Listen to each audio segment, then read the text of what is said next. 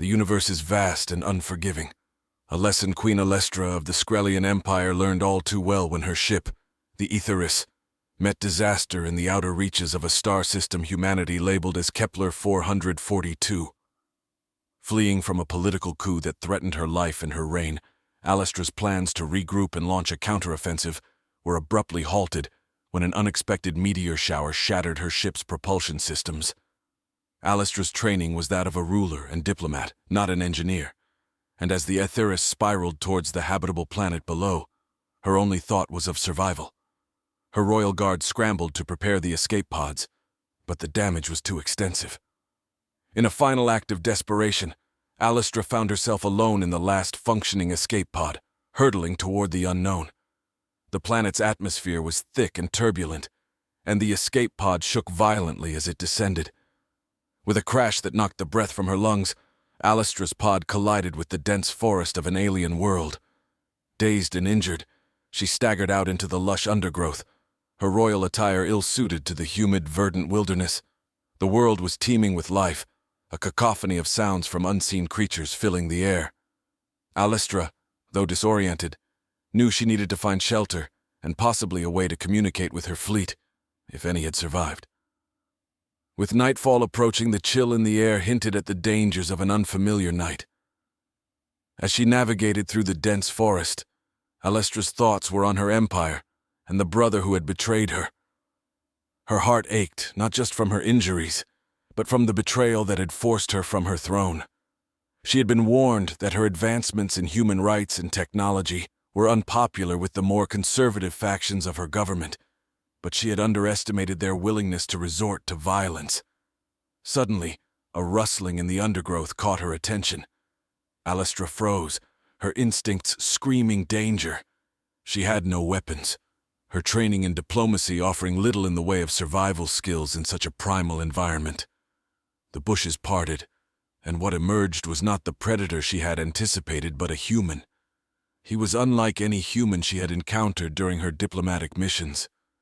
His clothing was primitive, made of skins and woven materials, and he carried a spear tipped with what appeared to be handcrafted stone.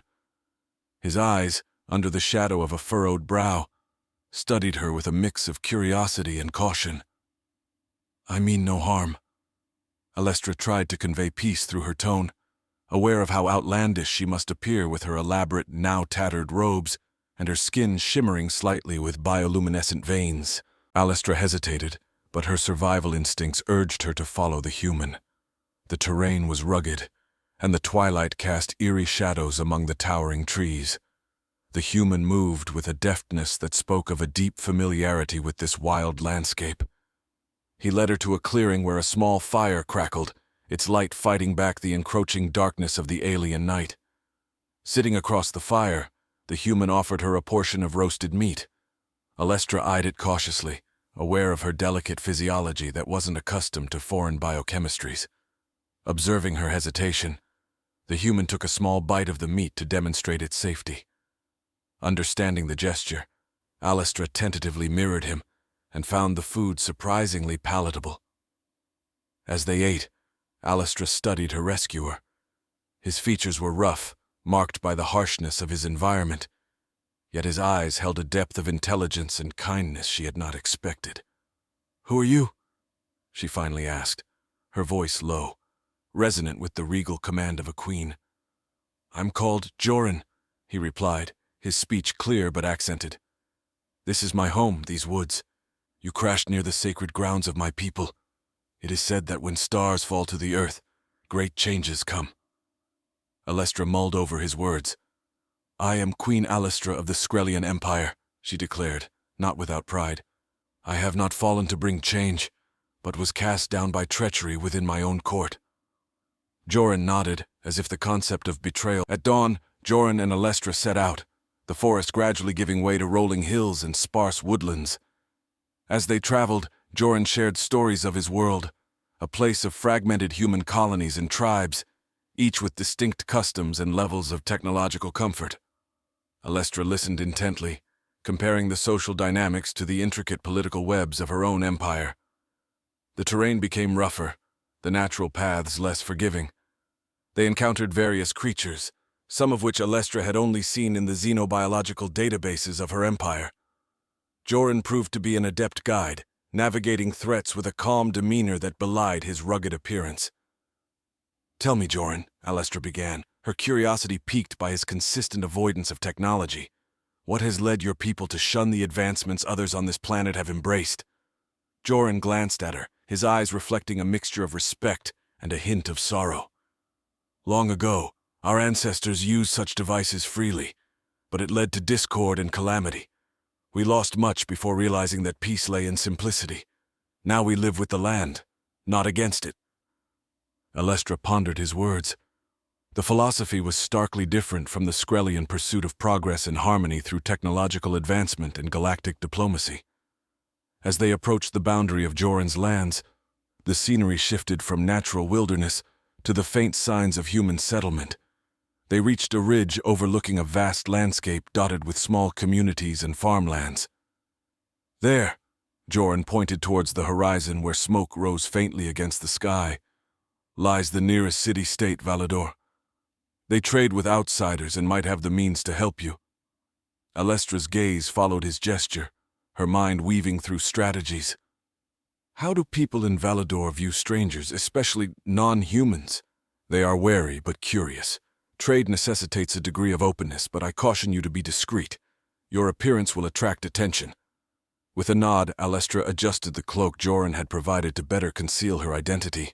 The fabric was rough, imbued with the scent of the earth, so different from the sterile environment of her spaceship. They descended the ridge, and as the day waned, dawn cast a pale light over Valador as Alestra and Joran approached the city gates. The guards, clad in mismatched armor, scrutinized every entrant with suspicion. Joran spoke in a low, steady tone, explaining their purpose as traders from a distant region looking to exchange goods. Alestra, her features hidden beneath the cloak, remained silent, relying on Joran's familiarity with the local customs to navigate the situation. Once inside, the city buzzed with activity. The streets were lined with stalls and small shops, the air filled with the smells of exotic spices and the clamor of bargaining. Alestra was struck by the contrast between the primitive market dynamics and the sophisticated trade systems of her empire. Joran led her through narrow alleyways, avoiding the busier lanes. The communications hub is located in the Merchants District, run by a group known as the Techno Guild. They are the keepers of all electronic devices within the city, he explained quietly. Reaching the district, they observed the area. The guild's building was a stark anomaly amidst the rustic architecture, with metallic panels and arrays of satellite dishes and antennas. Guarded by security personnel, it was clear that access would not be straightforward. Alestra leaned closer to Joran, her voice barely a whisper. "I need to get inside, but if they are as guarded as they appear, it will be difficult without causing a disturbance." Joran surveyed the building, then nodded towards a smaller structure adjacent to the guild. "That's the workshop of an old friend, Milo. He's not a member of the guild, but he's adept with technology. Perhaps he can assist us." Approaching cautiously, they were greeted by a middle-aged man with a graying beard and sharp eyes. Joran introduced Alestra as a traveler in need of assistance, still keeping her true identity concealed. Milo eyed Alestra with a mix of curiosity and caution. "What exactly do you need?" he asked, his gaze sharp. "I need to communicate with my people who are not on this planet," Alestra said, choosing her words carefully. "It's urgent and of great importance." Milo's workshop was cluttered with parts and tools, signs of many projects undertaken. After a moment of thought, he nodded slowly. "I might have something. Follow me." He led them to a back room where an old, dusty communication device sat on a workbench. "This is an interstellar communicator, outdated but functional." The tension in the room was palpable as the ancient device vibrated with renewed life, its screens flickering with streams of data. Alestra, Joran, and Milo stood huddled around the communicator, awaiting a response that would bridge worlds. Minutes ticked by like hours until, finally, the machine emitted a clear, sustained tone. A voice crackled through the speaker, a voice that Alestra recognized as that of her loyal commander. "This is Commander Rylak of the Skrellian fleet. Who is calling? It's Alestra, she replied, her voice thick with emotion. I am alive and in need of extraction. The relief in Rylak's response was evident even through the static. Your Majesty, we've been searching for any sign of you. Where are you? Alestra provided the coordinates of the planet and a brief explanation of her situation. Rylak's assurance that a rescue mission would be dispatched immediately brought a surge of relief, but also a new set of challenges. We must secure the area around this workshop. Alestra turned to Joran and Milo. When my people arrive, it will draw attention. We need to prepare for any possible interference from local authorities or those who may not welcome my return. Joran nodded, understanding the stakes. I will gather some trusted friends. We can form a perimeter, ensure that you have the time you need when your fleet arrives. Milo chimed in. I'll make sure the communication line stays open and monitor any incoming signals. If the guild gets wind of this, they might try to cut the power. The next hours were spent in preparation. Joran discreetly recruited a small group of allies who shared his respect for the natural order, but understood the necessity of technological intervention in critical times. They stationed themselves inconspicuously around the workshop, blending into the night like phantoms of the forest. Alestra took a moment to step outside, gazing up at the stars. The sky was a tapestry of cosmic beauty, a stark reminder of her realm far beyond this primitive yet intriguing world. Her thoughts wandered to her brother's betrayal, the pain still fresh, yet tempered now with the hope of reclaiming her throne. Inside, Milo adjusted dials and monitored frequencies, ensuring that their signal remained strong and unobstructed. Alestra rejoined him, her presence a silent pillar of strength as they waited for the skies to bring salvation. Suddenly, the communicator buzzed with a new urgency. Your Majesty, we are entering the system. Prepare for extraction. Alestra's heart lifted. The culmination of her unexpected exile was at hand. But as the reality of leaving dawned on her, a twinge of sadness touched her heart. She turned to Joran, who had been her unexpected guardian and guide. I owe you a debt I can never truly repay. You have my gratitude, and that of the Skrelian Empire. Joran smiled, a gesture of humble acceptance. It was my honor, Your Majesty. Perhaps one day, our worlds can learn more from each other. As the first light of dawn tinged the horizon, a sleek silhouette cut across the sky. It was a Skrelian rescue ship, descending with the promise of return and redemption.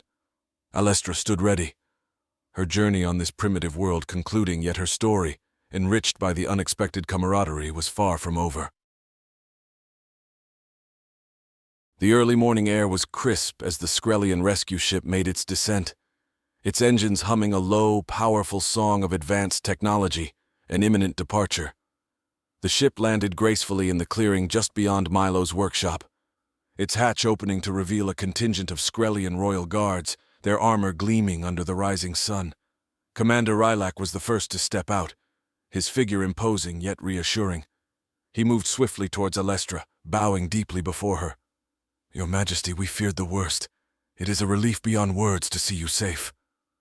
Alestra nodded, her expression one of regal composure mixed with heartfelt relief. Thank you, Rylak. Your loyalty and prompt action are what an empress could hope for in her commander. But let us not linger. We must depart as soon as possible. As the preparations for her departure were underway, Alestra turned to Joran and Milo, who watched the scene with a mixture of awe and curiosity. She approached them, her gaze softening. Joran, Milo, you both have helped save not just a queen, but an empire. Skrell will not forget this. Should you ever wish to visit the stars, know that you will always be welcomed as heroes. Joran nodded, his usual calm demeanor adorned with a hint of pride. I am glad to have been of service, Your Majesty. The stars seem less distant now thanks to you. Milo, ever the tinkerer, smiled wryly.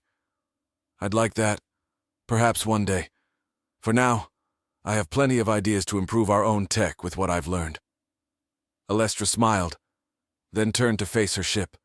She paused to look back at the planet that had been her refuge. This world, with its untamed landscapes and its people of simple yet profound wisdom, had changed her in ways she was only beginning to understand. With a final nod to her new friends, Alestra boarded the ship. The hatch closed behind her with a hiss of sealing doors, and within moments, the powerful engines ignited, lifting the ship effortlessly into the sky. From the ground, Joran and Milo watched as the ship ascended, shrinking to a point of light that vanished into the morning sky. The adventure they had shared with an alien queen was over, but the stories of these days would live on in their memories and tales. Inside the ship, Alestra stood by a viewport, watching the planet recede below her. Her heart was heavy with departure, but filled with resolve. She had survived betrayal and exile, and she would return not just to reclaim her throne, but to rebuild her empire with new insights and new resolve. The ship slipped into the silence of space, a silent sentinel carrying a queen back to her rightful place among the stars. In the quiet that followed, Alestra felt a profound connection to the vast universe. Each star, each planet spinning silently in the dark, it was all part of a grand, intricate tapestry that she was once again ready to embrace. The journey back to Skrell would be long, but Alestra was patient. She had faced darkness and found light. Now it was time to bring that light back to her people.